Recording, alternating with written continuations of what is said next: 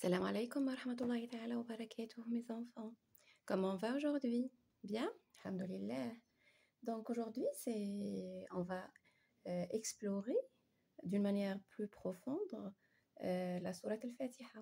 Donc, c'est une méditation. Et puis, chaque maison, chaque chose a une clé. Et la clé du Coran, c'est al-Fatiha. Oui. Donc, comme l'ont souligné de nombreux savants, eh bien, plus qu'une simple ouverture du Coran. Ben oui, ben oui. Ibn al-Kathir, rahimahullah, l'a décrit comme la guérison de toute maladie et la suffisance pour toute chose. Très bien. Donc, son importance réside dans le fait qu'elle contient l'essence même du message islamique. Donc, la louange est exclusive à Allah subhanahu wa ta'ala, sa miséricorde infinie et puis sa souveraineté absolue. Donc, notre adoration unique envers Allah subhanahu wa ta'ala et notre dépendance totale de son aide et de sa guidance. À découvrir le livre incontournable pour initier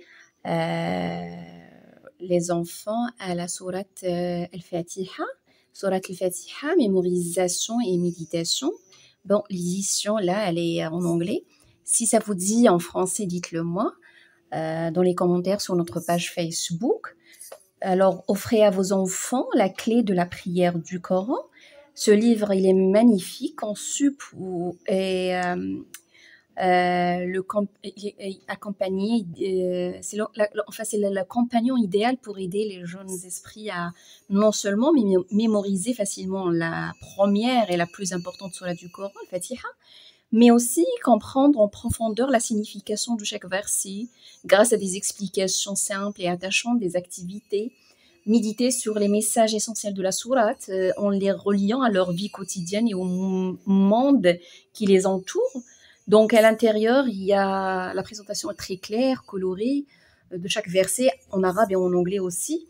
Il y a des traductions simples adaptées aux enfants, des exemples concrets et des histoires captivantes pour illustrer les concepts des activités ludiques et interactives pour faciliter la mémorisation, et aussi des encouragements à la réflexion et à l'application des enseignements dans leur vie. Donc, c'est plus qu'un livre, c'est un voyage spirituel enrichissant, mes chers. Donc, voilà, mes chères mamans, aidez vos enfants à établir une connexion précoce et significative avec les paroles d'Allah. Donc, Surat al-Fatiha, mémorisation et méditation, est un cadeau précieux qui nourrira, Inch'Allah, leurs âmes et éclairera leur chemin. Donc, offrez-leur cet outil essentiel pour leur épanouissement spirituel, Inch'Allah. Donc, on va voir les noms, l'importance, la révélation et aussi preuve textuelle. Très bien. Donc, Surat al-Fatiha est tellement spéciale qu'elle porte plusieurs noms. Oui. Et dans le hadith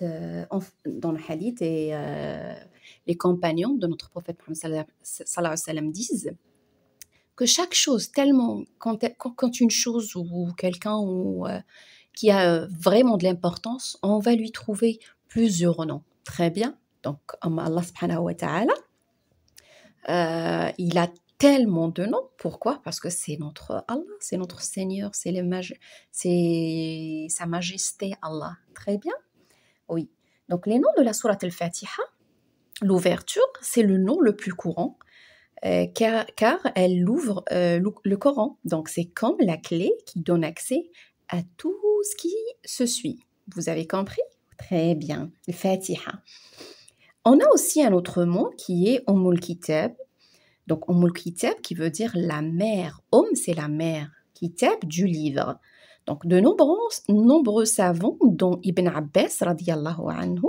Ibn Abbas est un compagnon de notre prophète et il était comme si le maître de l'exégèse, tafsir. Très bien. Donc, qu'est-ce qu'il a dit?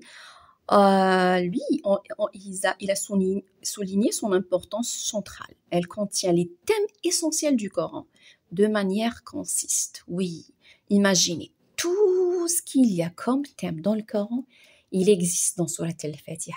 C'est vrai, elle est petite, mais son interprétation, sa compréhension, elle est très profonde, les enfants. C'est comme le résumé de tout le livre, subhanallah. Ensuite, elle a un autre nom qui est as-salat, la prière. Donc, ce nom est donné car la récitation d'Al-Fatiha est une condition de validité de chaque unité de prière, chaque raka'a, oui. Sans elle, la prière est incomplète. Imaginez. Très bien, vous voyez comment elle est importante. On a aussi un autre mot, les enfants, shifa al-shafiya. Donc, c'est la guérisante ou la guérison. Donc, le prophète Mohammed sallallahu alayhi wa sallam a dit « La Fatiha, le livre, est une guérison pour toute maladie. » Oui, c'est pour ça. C'est pour ça que certains savants disent que lorsqu'on est malade, ça serait bien de... Ibn al-Qayyim, d'ailleurs, rahimahullah, il faisait souvent ça. C'est qu'il lisait le Fatiha dans un verre d'eau et il buvait cette eau-là. Et par la suite, il est guéri. Et on revient là sur l'importance de l'unicité d'Allah subhanahu wa ta'ala lorsqu'on fait ce genre de choses. On a aussi Al-Asas. Al-Asas qui veut dire en français la base, le fondement. Elle est considérée comme le fondement de la foi et du Coran. Oui, c'est le fondement. L'islam, il a une base qu'il faut la prendre en considération. C'est pas comme ça, c'est pas juste dire je suis musulman. Donc, les enfants, il y a d'autres noms ont également été mentionnés par les savants tels que Al-Kafiya, la suffisante, car elle suffit en elle-même dans certaines situations. Al-Matani, Sab'a al-Matani. Sab'a al-Matani, c'est ce qui veut dire les 7 versets répétés, parce que ces versets, ils sont de nombre de 7.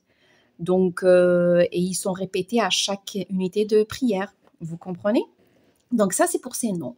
Donc l'importance de la sourate al-Fatiha, elle est, en fait, ne saurait être surestimée dans l'islam, al-Fatiha.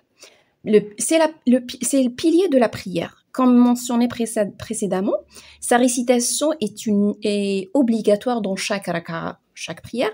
Donc qu'elle soit obligatoire ou surérogatoire. Dans les deux. Donc, sans elle, la prière est invalide, les enfants. Oui, est invalide, notre prière. Elle contient aussi l'essence du Coran. Malgré elle est bref, elle englobe les principaux thèmes du Coran. L'unicité d'Allah, Tawhid, sa seigneurie, sa miséricorde, le jour du jugement, la nécessité de l'adoration exclusive et de la recherche d'aide auprès d'Allah subhanahu wa ta'ala et de la demande de guidance sur le droit chemin. Donc, vous voyez, beaucoup de thèmes. Et les plus importants thèmes, en fait. Aussi, c'est une source de guérison et de bénédiction. Le hadith mentionné ci-dessus témoigne de son pouvoir de guérison. Les musulmans récitent souvent Al-Fatiha pour rechercher la guérison physique et spirituelle, ainsi que la bénédiction d'Allah dans leurs affaires, etc. Donc,